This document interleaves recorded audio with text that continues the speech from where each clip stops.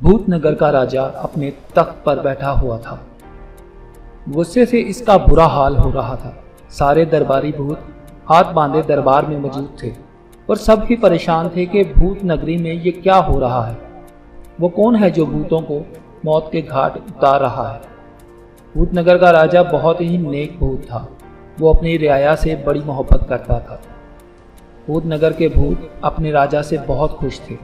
फिर एक दिन ऐसा हुआ कि भूतनगर में एक भूत मुर्दा पाया गया। इसे गर्दन काट कर हलाक किया गया था। ये देखकर सारे भूतनगर में खौफो हरास फैल गया। भूत परेशान होकर भूतनगर के राजा के पास आए और बताया। भूतनगर का राजा ये सुनकर गुस्से से कांप उठा कि वो कौन है जिसने एक मासूम भूत पर यह जुल्म किया है। इसने फौरन अपने सिपाहियों को हर तरफ दौड़ाया कि वो कातिल का पता लगाएं कि वो कौन है। सिपाही सारा दिन भूत के कातिल को तलाश करते रहे मगर इन्हें कातिल कहीं ना मिला। भूतनगर का राजा बड़ा परेशान हुआ कि ये क्या करे। वो हर हाल में कातिल को सजा देना चाहता था। दूसरे दिन फिर वैसा ही हादसा हो गया। आज फिर एक भूत की सरकटी लाश मिली थी। अब तो राजा बड़ा परेशान हुआ। इसने अपने सिपाहियों को हुक्म दिया कि वो रात होने से पहले पहले कातिल को हाजिर किया जाए। सिपाही फिर दौड़े भागे मगर इन्हें कामयाबी ना मिली। अब तो भूतनगर में हर भूत खौफजदा था। इसे ऐसे लग रहा था जैसे अब इसकी बारी हो। भूत शाम होने से पहले पहले ही अपने अपने घरों में दुबक कर बैठ गए। भूतनगर में हर तरफ वीरानी छा गई। बाजार वीरान हो चुके थे। कहीं कोई भूत दिखाई नहीं दे रहा था। मगर तीसरे दिन फिर एक सरकटी भूत की लाश मिली थी। भूतनगर का राजा तो गुस्से से खौल उठा था। कातिल था कि पकड़ा नहीं जा रहा था। वो सोचने लगा कि अगर कातिल को जल्द गिरफ्तार ना किया गया तो फिर भूतनगर के तमाम भूत एक एक करके मौत के घाट उतर जाएंगे। भूतनगर का राजा बहुत परेशान था कि क्या करे। वो कातिल को कहाँ तलाश करे। इसने अपने वजीर आजम को बुलाकर मशवरा किया और बोला, वजीर आजम मुझे कोई मशवरा दो, भूतों के कातिल को कैसे तलाश किया जाए। वजीर आजम तो पहले ही बहुत परेशान था। इसकी समझ में नहीं आ रहा था कि वो राजा को क्या मशवरा दे। वो कुछ देर सोचता रहा फिर बोला, मेरा ख्याल है हम रात को भूतनगर में सिपाहियों की गश्त लगा दें।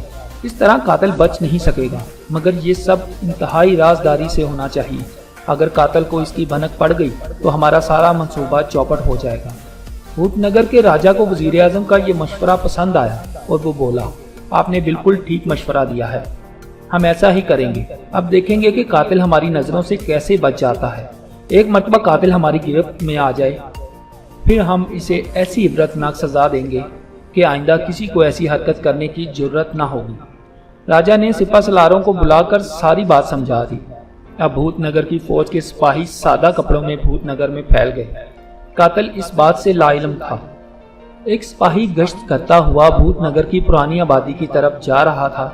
भूतनगर के इस हिस्से में अब भूत नहीं रहते थे। भूतनगर का यह हिस्सा दिन के वक्त भी वीरान और सुनसान रहता था। सिपाही चलता चलता काफी दूर निकल गया।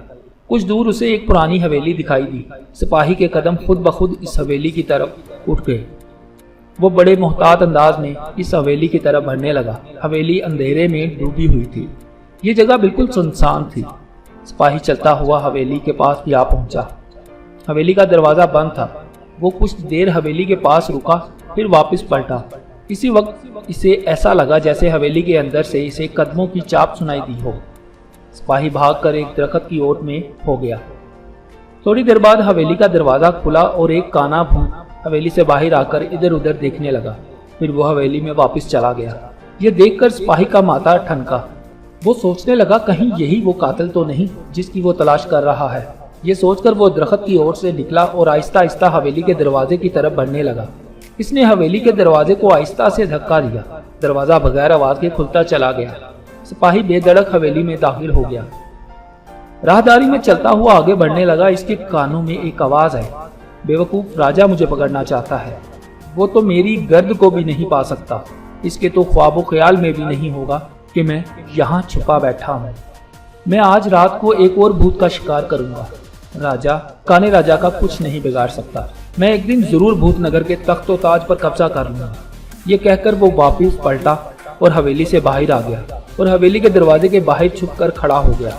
वो जानता था कि कान्हा राजा बाहर जरूर आएगा। वो जो ही हवेली से बाहर निकलेगा मैं इसका सर तन से जुदा कर दूंगा। सिपाही बाहर आकर दरवाजे के बाहर खड़ा हो गया और कान्हा राजा का इंतजार करने लगा। कितनी देर गुजर गई मगर कान्हा राजा बाहर ना आया। अब तो सिपाही उकता गया था। इसने सोचा कि हवेली के अंदर जाकर कान्हा राजा का खात्मा कर देना चाहिए। अभी वो कदम बढ़ा रहा था कि इसे कदमों की चाप सुनाई दी।